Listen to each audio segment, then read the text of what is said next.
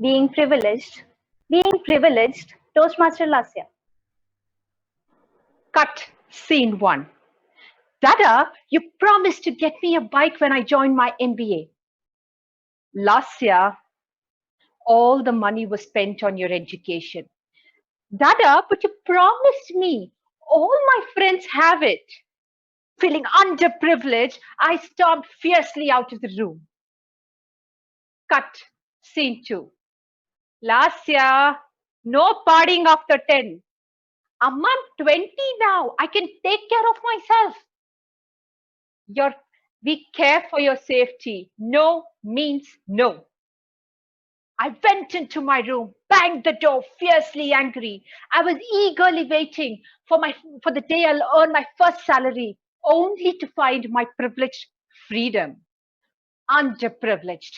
I felt underprivileged. I'm sure most of us are. But are we? Good morning, fellow underprivileged Toastmasters and my dear friends. As a part of my organizational CSR initiatives, I had to volunteer a few days towards upliftment of the society. And I chose to go to this eerie, dark place. I was in the largest brothel house of Mumbai, Kamatipura. The red light area? Yes. Located on a Grant Road, picture a slum of over 3,000 buildings in a rundown area of a town. Heavily crowded with matchboxes as small as 6 feet into 8 feet. Picture the largest bed in your house, that's the size of their entire room. Until sundown, the streets are dirty with dogs, cows roaming around, and people deftly maneuvering in the tiny lanes on their bikes and bicycles.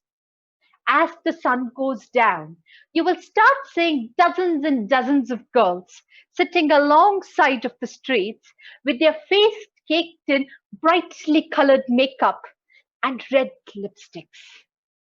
The pimps start picking up the lines for them. They finish their ordeal and come back again with a smile on their face. Sorry, facade. An easy and very dark atmosphere indeed. We went there to distribute condoms and then we were lending a humble ear to these girls. Conversations happened and reality stuck. I realized that these prostitutes have to fight for their very basic needs. The very basic, I mean, the most fundamental need, water. They buy for two rupees per liter for drinking, for washing, and to maintain their personal hygiene. They don't get paid for 1 to 2 years on the pretext that the pimps have to recover the amount that was spent to acquire them, forcing the girls to live only on tips. They buy stale food leftovers from restaurants close by. They don't have anybody to confide, to converse, or to call their own, since they've been sold, kidnapped, and disowned by their own. Today, there's so many brothels in the area that there is not enough space for these prostitutes to sit. They hang around in the street, solicit customers, and then just rent an available bed. I got to see live incidents of abuse and torture.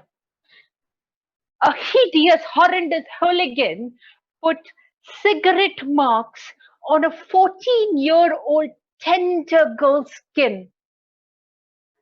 To a callous, cruel, and a cold-blooded con thrusting chili powder down a woman's vagina.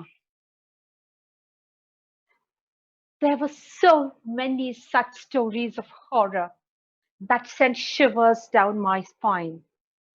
This, my friends, is the second oldest profession third largest organized crime, a $180 billion industry, 1.2 million people trafficked across the globe, and 3 billion people in our own country, India alone. All the time I was there were questions that were constantly bombarding in my head. Why her? Why not anybody else? It could be you, it could be me tomorrow. Why at all is this happening? Why are there so many people living a life of destituted, shattered dreams? I was worried when I saw the children. The boys would grow up to become another pimp. The girls, yes, another prostitute. I had and I have still one question in my mind. There's so many organizations working towards end of trafficking. But why are there still over 1 lakh girls concentrated at one place living in bondage? Sad, but we still don't have an answer to this question. As I walked out, in spite of all the innumerable questions, anguish, and disgust, the underprivileged Lasya, no, not anymore. I realized what privilege was. The first thing I did was to call up my dad and said, "Thank you, Dada. Thank you for everything." I have friends, cousins, and colleagues who constantly cheer me up and protect me when I'm down. I have access to gallons and gallons of water that I just waste in pleasure. We are blessed with all the scrumptious food laid down on the table, only for us to gobble up. We have mothers who scream at us. Indeed, a privilege. Dear privileged Toastmasters, yes, for all the girls in Kamatipura, our lives are a distant dream. Let's treasure, cherish, and embrace every single thing that we have. Signing off, privileged Lasya. Over to you, contest chair.